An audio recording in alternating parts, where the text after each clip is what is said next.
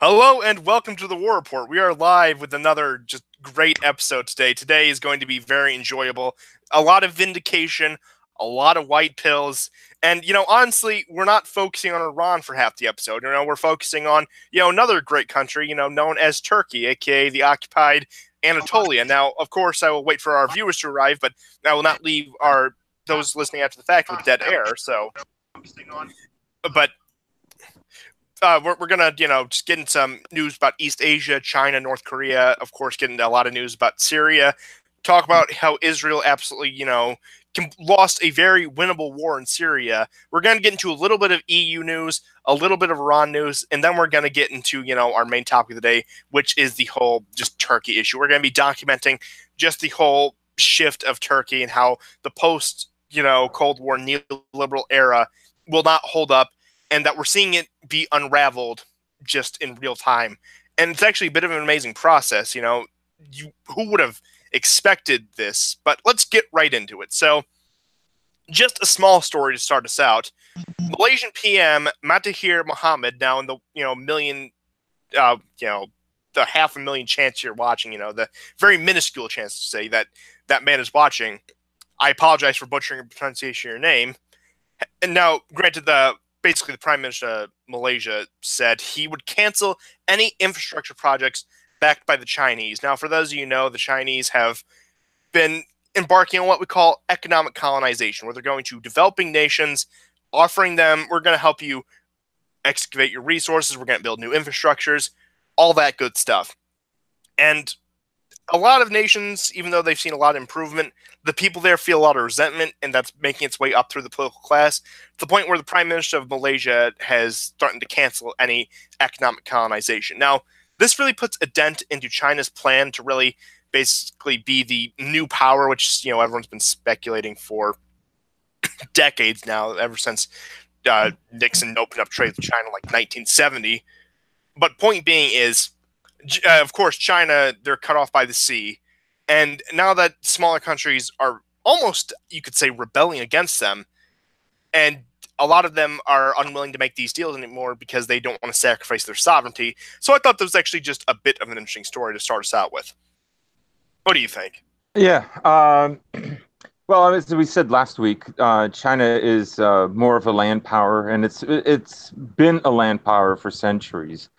Millennia. Uh, it knows it probably knows all too well that its destiny is going westward and going into theaters that don't interest America, like Africa for one, and that probably a Pacific trade route going through those various islands like Indonesia as well is going to be very, very difficult.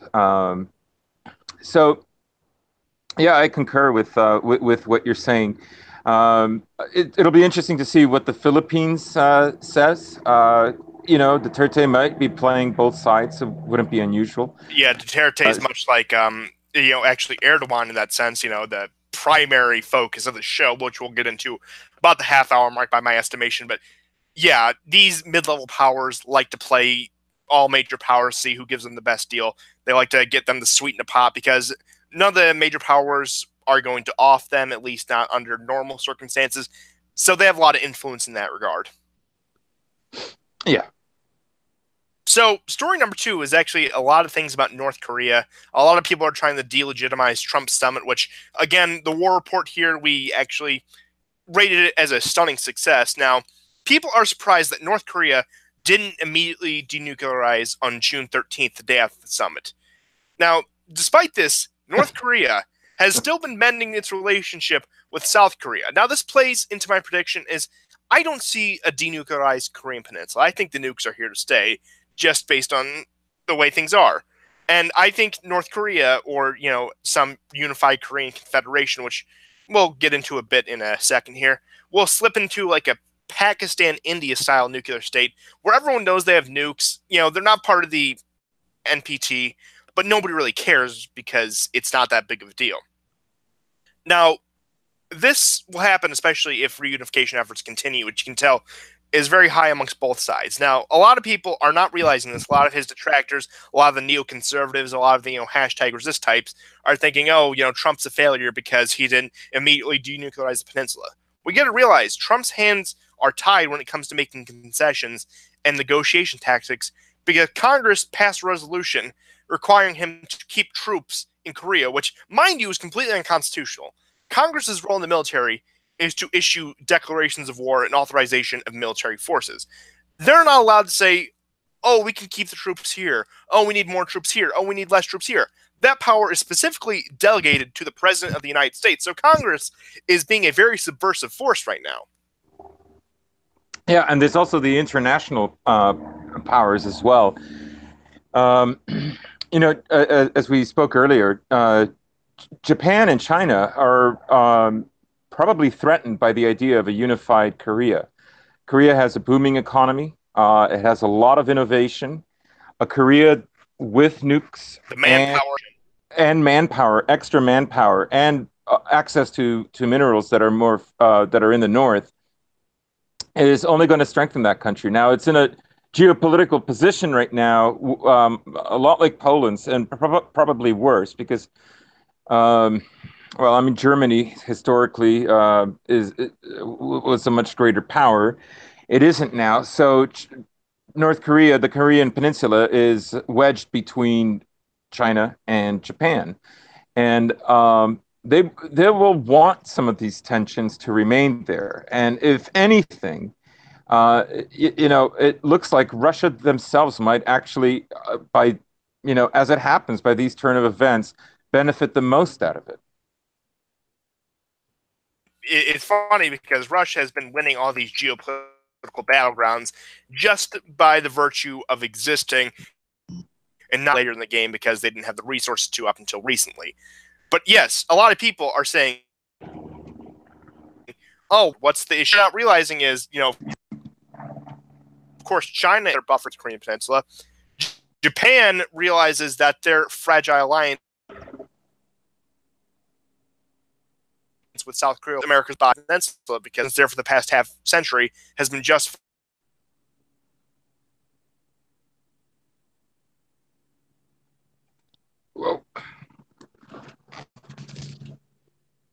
by the fact that North Korea has or even some elements of Korea actually a lot of sense from a neocons perspective. But speaking of the neocons, watching them like, oh, this is why we need to bomb Korea back in the stone isn't a nation in peace.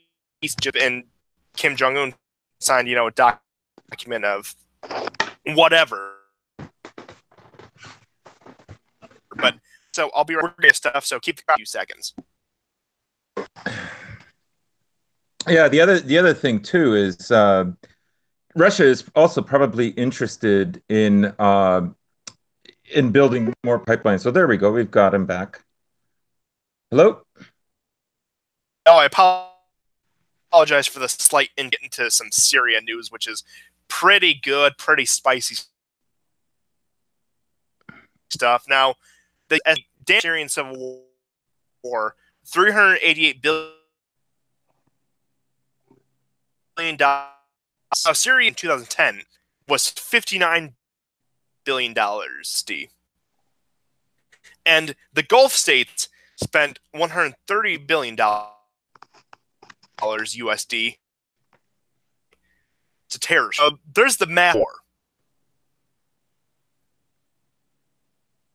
I just You're sorry, Constantine. You're cutting out.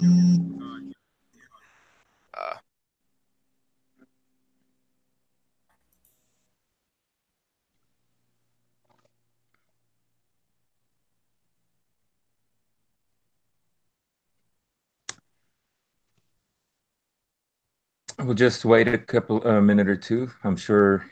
There we go.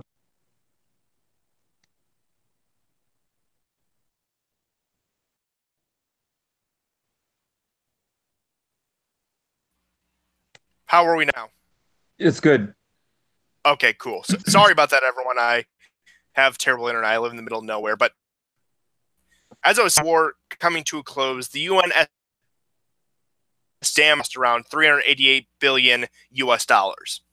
And like I said, the GDP of Syria in 2010, this country that they destroyed over the past 7 years, was $59 billion USD.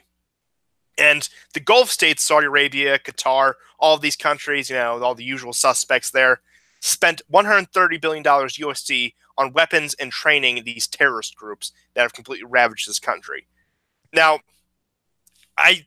it's sad, of course, to watch, a sovereign nation get destroyed at the behest of, literal terrorist states. But it's also just fun. It's very fun to revel in the fact that they poured so much into this, and yet they have nothing to see for it. Yeah, it's been a disaster. If this was a film, it would be a bomb. No pun intended. It's worked out very, very poorly. Russia right now has 8 bases that are being constructed on the Golan Heights. Oh yeah, we'll get into that. Yeah, I mean every country that wanted to see Syria destroyed and Assad ousted has wasted time, money, resources. Um, the only people who've profited are for whom it's been a boon have been arms manufacturers, but that's about it. Assad is here to stay. Oh yeah, and speaking of Assad, Assad's forces have been skirmishing with ISIS fighters in the east of the country, the pockets of them that are left. But it's really no question as who's going to win this war at this point. It's just them with their last ditch efforts trying to get their, whatever they believe, their reward is for dying in battle. I don't know. I'm not too versed on this. But yeah, so they're driving out the ISIS pockets. But the main theater in Syria that we're going to focus on now is Assad's forces have begun their push towards Idlib, which is the last stronghold of resistance fighters, of opposition fighters. And this operation was delayed because of Putin's behest. He said, let's calm things down. Let's not piss off Turkey too much. Let's keep things calm. And I want you to put off your, assault for a little bit. Now, when this started, Turkey actually protested this action. But as we'll get into later, they're not going to do anything about it because they don't want to anger the Russians after having their spat with the U.S., which, again, we'll cover later in the show. But Russia has basically asserted itself to Turkey that the previous de-escalation zone agreement will not protect groups such as al-Nusra, which, as we all know, al-Nusra pretty much controls Idlib, so that makes Idlib open season for Assad and coalition forces. Now, this is about a month before, a summit that will be held on Turkey on September 7th, where Erdogan will be hosting delegations from Russia, France, and Germany for peace talks regarding Syria. It's phenomenal. I appreciate Assad's assertion here to go into Idlib, overriding Putin. I think it was the right. Well, actually, Putin basically gave him the go-ahead now, but he delayed it. Yeah, but initially there was. Yeah. Yeah. I mean, they're going to take Idlib. I think at the last show we already talked about some of the Turkmen fighters fighting on behalf of Turkey are going to be withdrawing as well, and al-Nusra is still, rightly so, should be considered a terrorist organization. So they're not going to be protected. Well, I'll tell you what I think happened. I think the reason Putin had Assad put off his things, I think Putin probably made some veiled threats or, made some bribes to the Turks saying, if you get your fighters out and leave just al-Nusra, you can, project about this all you want, but you can let Assad take Idlib and everything will go swimmingly and we can make some deals. That's why I think happened behind the scenes. Now, on top of this, as you mentioned earlier, Russia is now establishing 8 outposts on the border of the Golan Heights de-escalation zone, filling in for the duties that the UN should have been performing for the past, 7 years, which allowed Israel to run rampant and support groups such as Al-Qaeda and ISIS in the Golan Heights. And nobody, the U.S. may throw some empty condemnation, like Mike Pompeo or Nikki Haley might say something. But at the end of the day, Russia is a permanent member of the Security Council, so them fulfilling this role with these military outposts on the de-escalation zone, military police outposts at that, they're not even putting their full-fledged military there. It's going to be a popular move amongst the world. Nobody's really going to protest against it too much. And it's funny because we'll get into this up next, but this has played right into Putin's hand, and he has basically capitulated the entire Middle East and turned it. They all kiss the Russian ring now. Yeah. Um, I can't believe the change that has happened in just 3 years.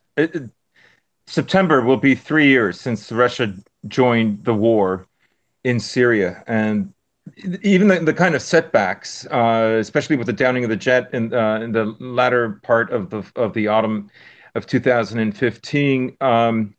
He managed it very well, and of course, Russians in Russia were very upset that he didn't retaliate, and it did look like a moment of weakness. Putin cocked to Erdogan, but we've seen this Short-term before. pain, long-term gain. Yeah, he's played the long game, and he has succeeded again. Even 6 months ago, I never would have thought that there would be 8 Russian outposts on the Golan Heights. And Yeah, I just thought they were just gonna give up the Golan Heights, basically let Israel have it, and take what they can, celebrate their victories the way they can. But just getting into how Israel has been completely outmaneuvered by their own just flaws. Russia has been playing both sides of this broader Israeli-Iranian conflict throughout the Middle East for about the past 3 years. Ever since they intervened in Syria, they've still always maintained stronger ties to Israel than you would expect from the Russians. But they've backed Israel into a corner by doing that. With Israel's defeat in Syria, they pretty much, again, have been backed into a corner.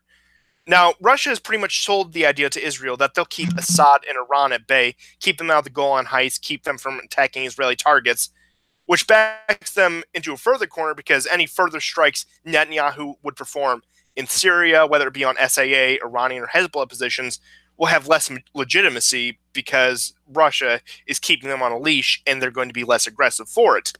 And this vindicates what we've said previously on the war report, that Russia pretty much has hammered out a peace deal, something the U.S. couldn't do in 27 years, the Russians have done in 3 years. Yeah, it's extraordinary. I'm honestly surprised. If you asked me 3 years ago that the developments would have occurred, I would have been highly doubtful, even after Trump got elected. Honestly, I never would have thought things would have progressed like this. I mean, ask me immediately after the Syria strikes 4 months ago. I said, oh, yeah, we're probably going to be there for a long time, fighting a low-intensity, long-time war. But, yeah, this has been insane. But as I was saying, Russia has positioned itself as a mediator in the region, with Trump and the American public at large showing less interest in the Middle East, and Netanyahu's belligerence being pacified by the Russian involvement. Now, Israel, concerned with its defeats, are trying to save face now, so they're setting their sights on targets much closer to home, Lebanon and Gaza in particular. Now, my prediction is expect a repeat of 2006. Yeah, I would agree. Israel is not Israel. I believe I'm going to say this is not going to attempt going into Lebanon. Yeah, they may fire some surgical strikes on Hezbollah positions and fail horribly, but yeah, I don't see them. They might go into Gaza. They might actually, start Gaza, yes. But point being is, I think this actually spells the end for Netanyahu's time in office. I know he was prime minister in the 90s, got unseated, and then got reelected, but I think he's shown himself to be so incompetent to the point where even the Israeli people are going to want somebody else. I think the next Israeli elections are actually next year. I could be wrong about that, but point being is Netanyahu, through his own, I'd say, arrogance, really destroyed his very strong position in the region. Yeah, I think he's reeling right now. He understands that there's not going to be a war with Iran, and he expected Donald Trump just to be wrapped around his finger, but he was totally wrong about that. Yeah, Trump's done it again. He's literally done it again. Everybody who was saying that he would, it's such a markedly different year than 2017. Trump really seems to be have adapted and is probably making a lot of I think good decisions because I don't think he has that many great advisors, to be honest, or that want him to succeed. Official advisors, at least. I mean, think about how much Rand Paul has been in his ear. Yeah. But yeah, I mean, who would have thought it took some obnoxious billionaire from Manhattan who's never held a political office in his life for this to happen? It's it's surreal, honestly. But Yeah. let's go to a completely different page. So a little bit of EU news, specifically about Hungary. And, this is pretty much Orban's rebellion against the EU. So Orban has pretty much become the figurehead of the Eurosceptic movement all across the European Union. So it's kind of funny. He's a nationalist for all these countries. It's a bit odd when you think about it in that sense. He's continued to strengthen his ties with countries outside the European Union, specifically the Russians. Now, the Russians have also been strengthening their ties with other Eurosceptic nations such as Austria, the Czech Republic, Italy, etc. Now, Orban has also drifted away from the U.S., even though he has been on better terms with Trump than he has with, for example, Obama, he still realizes, that there's a deep state and that the U.S. is inherently unstable because their policy can just change every 4 years. Now, like I said, he's also paranoid because the State Department during the most recent election had him in the crosshairs trying to unseat him and turn Hungary just into another EU puppet. So I thought that was interesting. I think Orban is pretty much, of course, Hungary isn't some great power that actually, not even a power, but just what he is symbolically to just nationalism as a whole in the West is fantastic. Yeah, but I don't think you can underestimate what he's doing, and he's doing tremendous things. For one, he's canceled gender studies. They've literally. I addressed that on Monday, actually. Oh, okay, I see. Yeah, that's right. The geopolitics is also envelops the cultural war. Like, it's not all, tanks and missile systems and oil and all that. And oil and economy. The culture war is just as relevant. And I'm astonished at his success. Just a few months ago, Soros leaves town, and gender studies are canceled. This is going to embolden a lot of other EU countries, especially a lot of Eastern European EU countries. Yes, I definitely agree with that. But Orban has also been he's probably been the most competent at this, playing all sides. He keeps, Brussels at arm's length where he doesn't let them dictate things, but he still somehow gets all the, investment money out of them. So he's played them like a fiddle. He, of course, has ties with the Russians culturally, and he courts them. And, the U.S. is everywhere, so he maintains decent ties with the U.S., even though he's starting to drift away because he's skeptical about the intentions of the quote-unquote American deep state. So I just thought that was an interesting tidbit of European news. So let's go on to basically that Iran stalemate, as I have dubbed it. So Iranian Supreme Leader Khamenei has barred holding direct talks with the U.S. This is definitely a significant shift, a significant difference than Rouhani's more open attitude in the recent weeks. Despite Rouhani's skepticism, he was saying, "Oh, we might meet with the U.S." But the Supreme Leader Khamenei, who pretty much has a lot of power, at least in that regard, has shut that down. Now, that may sound bad, but there's some good news. Trust me. Iranian news agencies have also noted that the U.S. has not had an aircraft carrier in the Persian Gulf since March of this year, despite rising tensions such as leaving the Iran deal. Of course, the infamous all caps tweet, which I've been referencing for the past 5 weeks now. And this is on top of the U.S. scaling back in Syria and the recent peace talks with elements of the Taliban in Afghanistan, and how the U.S. is really decreasing its role. And, this also plays into how Russia is increasing its role. So very interesting stuff there. Yeah. America's increased some of its presence in Afghanistan, but it is continually decreasing its presence in Syria and Iraq. Yeah, a lot of stuff with Afghanistan, though. A lot of it has been, of course, that was like 2017 stuff. I don't disagree, but there's been the talks with the Taliban have actually, believe it or not, been encouraging. Imagine saying that, 17 years ago, but. Yeah, I mean, even America has openly asked for the Taliban to work with the Kabul authorities, with the Afghan government, for some kind of resolution. That's I mean, it's probably, I mean, it's part of Zbigniew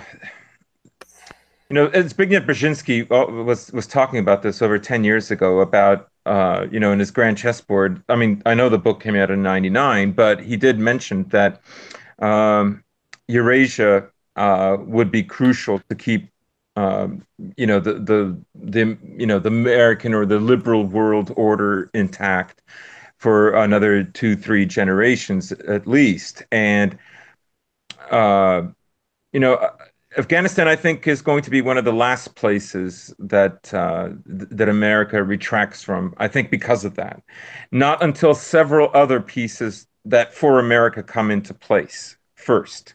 Uh, you know, for Yeah, instance, we were but it is encouraging insofar as we're not, on war footing with the Iranians quite so much anymore. absolutely, Yeah, absolutely. like, but I understand Afghanistan's going to be that thorn in the side until we absolutely have to leave, and even to the point where the neocons admit it, which I don't know when that'll be. Hopefully sooner than later, but I'm not holding my breath here.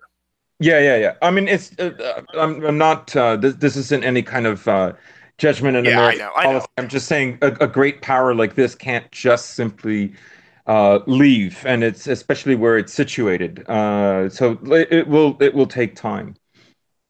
But more somewhat encouraging news from the week. Earlier this week, there was a summit of several states bordering the Caspian Sea and Astana, Kazakhstan, and the countries that attended were Russia, Kazakhstan, Iran, Turkmenistan, and Azerbaijan. Now, the initial reason for the summit is actually quite mundane. They were just deciding how to carve up the waters territorially and the oil deposits within those waters, of course. That's why they were so concerned. And the main event of the summit actually was completely unrelated to all of that. It was a sideline meeting between Putin and Rouhani, pretty much solidifying Iran into the Russian Chinese sphere, pretty much solidifying our slip into multipolarism, but also laying the rest some fears of war because Iran isn't going to be strangled out because they're going to have their lifeline through Russia, to an extent the European Union and the Chinese. For the time being, as I said at the beginning, the Iran situation has become a stalemate that probably isn't going to get touched for a while.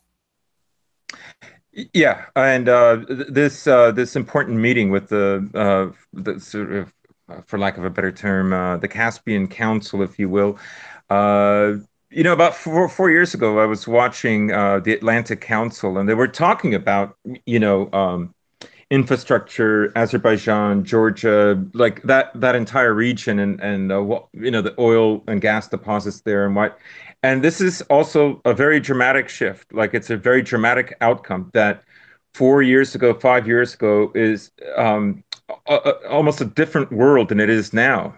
In the same way that we expected Syria and to fall, for Assad to be dead or ousted, and the beginnings of deals to make a pipeline from the Persian Gulf reach its way to the Mediterranean vis-a-vis Syria.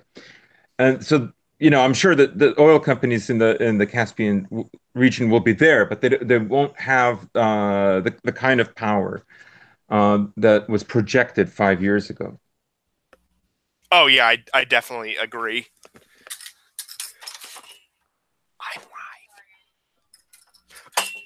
Sorry about that little interruption there, but next we're moving on to Turkey. Now, this is the big thing we've been expecting. I'll show this has been the news of the week ever since Sunday, but we're going to have to go back, beyond Sunday to 2000, honestly to 1991 if we want to get the full story. So, what's happening between Turkey and the U.S.? It isn't Trump ruining our alliance. It isn't Trump like being just a bad boy or whatever they try to say about him.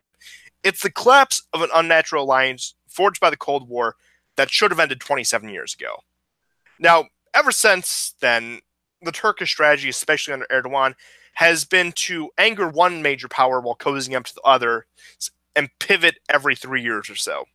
Now, this honestly goes back to 2015 when Turkey downed a Russian jet, and people expected tensions to get a lot higher. They expected Russia to aggressively retaliate, but somehow a lot of people were thrown off guard by this. Even I'll admit back then I was more ignorant of these subjects at the time. Putin and Erdogan put aside that event and began to grow closer only after a few months after that incident. Yeah, a remarkable development. I, for one, thought I was very angered when that happened, and I wanted Putin to do something more. And if you watch some of the talk shows from Russia during that time, there were Russians that were very upset. They felt like Putin cucked to Erdogan, and that he should have done something. But I think they overlook that. First of all, he has to go through the straits in order to reach Syria, and that means his position is more tenable than than they would like to imagine. They're not going to get an all-out war because a Russian jet got knocked down, and he's played the long game, and it's worked for him. Plus, there was a demonstration of the Russian the Russian version of cruise missiles from the Caspian to demonstrate that they had enormous reach. That they don't they didn't need the straits. But I think that's more of a PR stunt, to be honest, as effective as they were. Yeah. But that's just geopolitics, and now that we are in a position. Now Russia is in a very different position where it's really calling the shots in that region. Yeah, and as you said, a lot of people, like, when these kind of events happen, will call out Putin for capitulating and making Russia look weak. But in the end, Russia always comes out on top because of Putin's patience. If I had to attribute one trait to Putin that has made him so successful, it is patience. It is thinking ahead.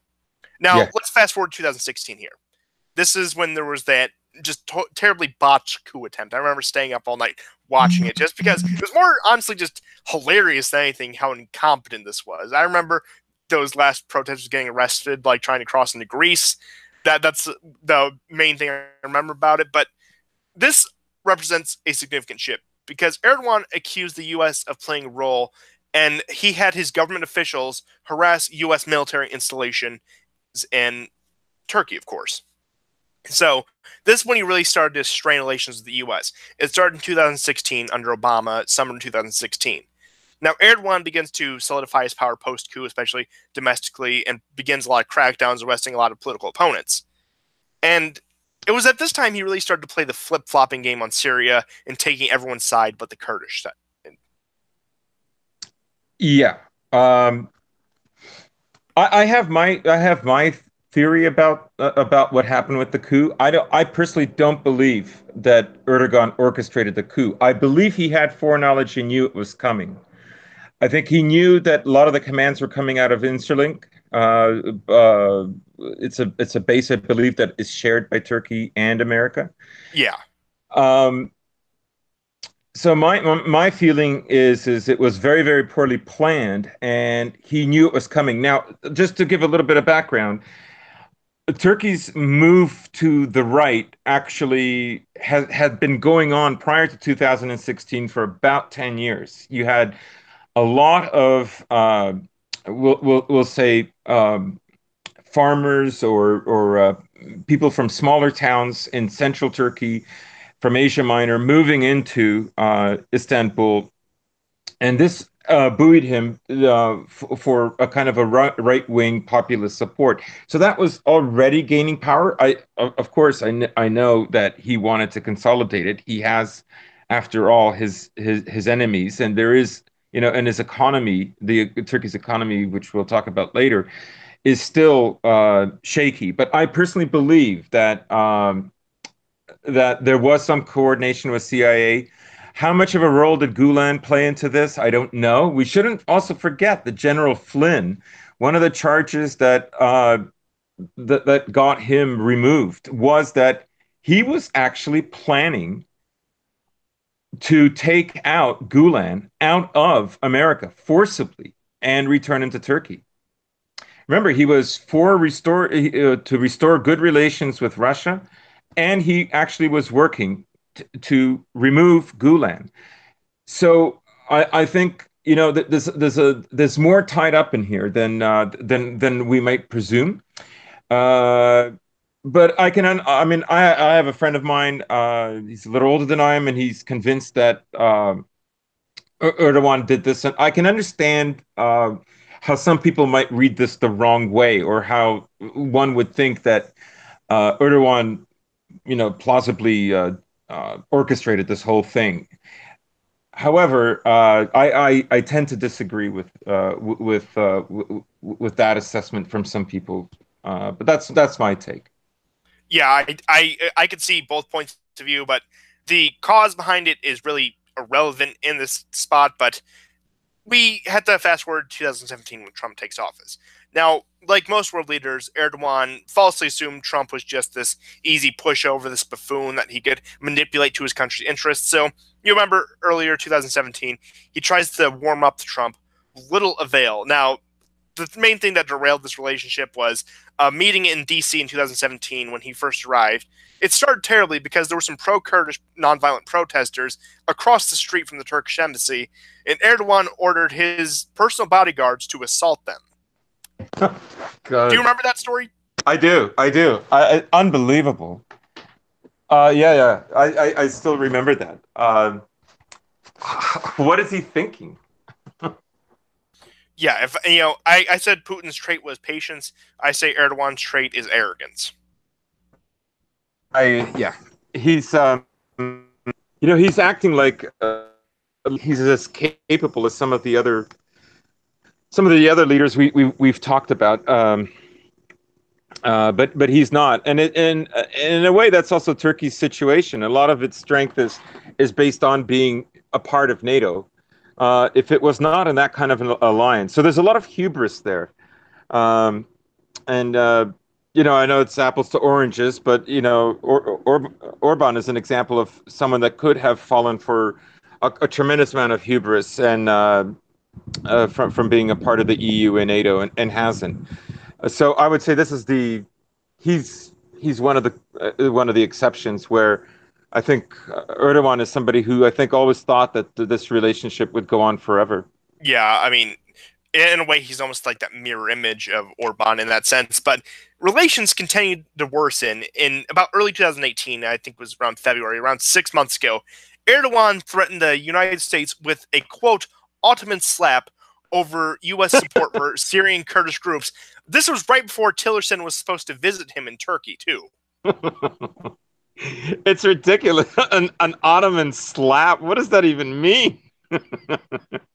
Yeah, I'm sorry, Sultan Tayyip. This is not the Balkans. This is not your playground. Things are not going to go as well as you expect. Now, Erdogan, later after this, around March, April this year, seeking to win Putin's favor, then sought to buy around a few dozen, I think, S-400 anti-aircraft systems, despite U.S. protests, so that further strained relations. And then Trump attempts, this is what happened recently, Trump has attempted to seek the release of U.S. pastor Andrew Brunson, who was arrested following the 2016 coup attempt. Turkey refuses, and now we're to present day, we're to last Sunday, and the U.S. responded with 20% tariffs on aluminum and 50% tariffs on steel. Now, the result of this, the Turkish currency, the lira, saw an immediate effect. It fell to 7.03 of the US dollar. It's now up 7% after falling 14% yesterday. So, very unstable time. Now, Qatar, of all places, have tried to remedy this by putting a $15 billion USD, the equivalent to that. I don't know what the Qatari currency is off the top of my head. Investment in the Turkish markets. Now, there's been a slight stabilization, but projections show that there's a lot more trouble ahead for the lira and Turkish economy in general. Now, this U.S. spat with Turkey also hinders any plans for war with Iran, seeing as another major country that would be needed for any invasion or any regime change attempt in general. They've shifted geopolitically. Now, this is the dissolution of an alliance that logically should have ended 27 years ago with the end of the Cold War. Now, how long until Erdogan angers Putin and ruins his tie with Russia and completely isolates himself? Since I think he's crossed that final straw with the U.S. How long until he does that with Russia? I say it's only a matter of years. I say I give it like about 2 years. Hopefully we can retake Constantinople then. Yeah, and he's doing everything terribly wrong. He's asked the banks to print more money, but he's not going to increase in interest rates, which is exacerbating the problem. At this point, he should be buying up his currency, making it rare, in order to increase its worth.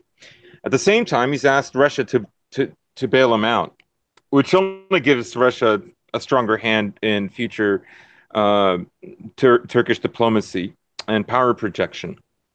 It's an extraordinary event. I don't think he bargained on how that Trump would use this pastor as a leverage against him. And he will probably Trump will probably have the full support of American evangelicals over this. And I mean, let's face it. Ever since 2015, when the WikiLeaks came out and the Russian footage came out of all these trucks filled with oil and Erdogan's son, part of the ISIS oil trade, he's really he's just ruined it for himself and his country. Um, karma. And we also have to consider he wants to build another canal through the Bosphorus to commemorate the 100th anniversary of the Turkish Republic. So he wants this project done by 2023, which isn't going to happen, which is going to be a giant blow to Turkish morale. And another fact we haven't considered, I did not mention this, I don't know why, is, despite him and his weird relationship with Merkel, things are strained with the EU, because even these EU leaders that like the migrants, as political tools, as cheap labor, as free votes, a lot of them are getting fed up with it, just based on the reaction of their population. They're losing favor with, the actual voters that are there right now. And they fear that this economic crisis is going to send another wave of migrants into Europe. So Turkey will probably reach out to the EU, probably hammer out some weird kind of things. So I know Erdogan, he had that pipe dream of getting Turkey into the EU before. He kind of fell off with that. I'm not sure entirely what happened, but, point being is, for the past 7 years, he's been using these Syrian refugees as a political weapon against the European Union. So he's angered Brussels, he's angered Moscow, and will probably anger them further now that he's their quote-unquote ally. Turkish allies don't really last that long. He's definitely angered DC. China isn't going to step in. Why does China care about this? Who is he going to turn to? I have that question for any hardcore Turkish nationalist out there. Who is he going to turn to? I think his only option is Qatar and maybe Saudi Arabia. And Saudi Arabia is a full-on ally of Turkey is unthinkable right now. Yeah, I mean, especially not just because of Yemen, but because of its tie to America. It's just it's not possible. I'm critical of a lot of Trump stuff with Saudi Arabia, but he's proven, of course, with some concessions, that Saudi Arabia is somewhat on an American leash. Now, I'm not going to say that they're a total puppet, but he has some influence with the Saudis. For example, he got them to lower the OPEC prices about a month ago. So he's going to use Saudis. He's going to use his influence there to prevent any major ties with the Turks. Again, Qatar is really their only option, and it's Qatar. They can only throw an influx of oil money into the Turkish economy every so often, and that's not going to save at the end of the day. It's going to keep it on life support, but it's, again, life support. Yeah, he has very few options. He's in dire trouble right now. It is a very, very different world than, say, the fall of 2016. Big dramatic changes. He has nowhere to go. I think Turkey for the next little while is going to be very compromised. It's going to need a massive shift that takes place within the large power sphere, and this, I mean, America, Russia, China. It's not something he's going to be able to foment. Yeah, and this begs another question with basically in the entire West, such as the EU and the United States, and even Russia isn't on that board, as we've discussed. It's a current alliance of convenience that will probably be very, very short-lived. I give it about 2 years. How do you think the Kurdish question plays in this? Do you think Western groups such as the United States will start supporting Kurdish separatist movements? Of course, they've supported them in Syria, they've supported them in Iraq. Do you think they'll go as far as support them in Turkey now? Absolutely. If they don't do already. I'm positive they do already. Yeah, even I think even the Russians do. I mean, just to be blunt about it. And there's even spillover from the support they gave them in Iraq and Syria. So we're at least indirectly supporting the Turkish Kurdish movement. Yeah. The vices are full on. He's going to go with whoever gives him the better deal, and none of the deals are going to be great. Yeah, and then he's going to complain, and then he's going to screw himself over, like I've been repeating myself here for the past 5 minutes. I don't even know why he reneged on freeing the pastor instead of giving him home arrest. I realize the pastor's been there for many years and so on. However, Turkey is not America, and I, he would have lost face, but won the game. Would have won the war, if you will. That's a terrible analogy, but if he had if he had freed the pastor, because the pastor is just a symbol here, basically, it's just a football being tossed back and forth. Yeah, of course. If he had done that instead of fixated on it, his country wouldn't be in the mess it is right now. Yeah, I'm just curious. When is he gonna, lease out the Hagia Sophia? Let the West buy it back. Let the Orthodox Church buy it back. Maybe let the Russians buy it. He'll start selling off all these historical Roman and Orthodox sites, and that's how we're gonna retake Constantinople. It's gonna be through sheer economics. No blood spill required. And with that, yeah, go ahead. Go ahead. Go on. I was just going to say, Turkey is also one of the places where the F-35 is being manufactured. They're not just buying them, but they're actually part of the manufacturing schema as well. So some of the parts are being assembled there and machined there. I mean, I'm not saying that's going to, Turkey isn't going to leave, that things aren't going to keep going in this direction and Turkey's isn't going to go eastward. I think it will ultimately. It's just to give our listeners an idea of what's at stake and how many other things come into it. So yeah, that's my little interjection. Yeah, and I don't I think, honestly, just as a security risk, you're going to see a lot of the U.S. positions in Turkey, because we have nuclear weapons there. We keep our nukes there. You're going to see them be drawn into European theaters, probably, Germany or Poland, because that's where we keep most of our European troops now. Maybe Italy for some of our Air Force stuff. And I think we have a naval position in Turkey. But point being is, you're probably going to see, just as a security precaution, a lot of them move equipment out of Turkey. Since I think some other Western powers, I think possibly the UK has some things there. And I wonder how this play into the occupation of northern Cyprus. Yeah, that's a big one. Because I know Greece is warming up to Russia as well. Yeah, and that's another card Trump can play. He can say, you're occupying territory. We don't like that. You got to respect Cyprus' sovereignty. So if he needs another card to throw at them diplomatically, he can slap that one down. That very, very well might be a card in 2019. I wouldn't doubt it now. And that honestly just came to me. And it's funny because I was actually going to end the show like 5 minutes ago once we exhaust the topics, but things just keep on coming up. And this is an event happening in real time. And even though it's tensions that will actually have a positive benefit, because look, no insult to the average Turkish citizen just trying to live his life and go on about his day, but Turkey, ever since the inception of the Ottoman Empire, has been a geopolitical plague on this planet. Now, I hope that doesn't get me taken down by the YouTube censors, but the point being is, Turkey has always been belligerent. It's always been causing wars. It's always been causing tension between East and West. Of course, the British Empire supported them in the Great Game, supporting the Islamic Caliphate to own the Russians, I guess. But that's all aside the point. But it's interesting because we're witnessing almost the fall of Turkey, because you could say the fall of the Ottoman Empire was the fall of Turkey, but the Turkish Republic has still been semi-successful in the past century or so, but it's actually...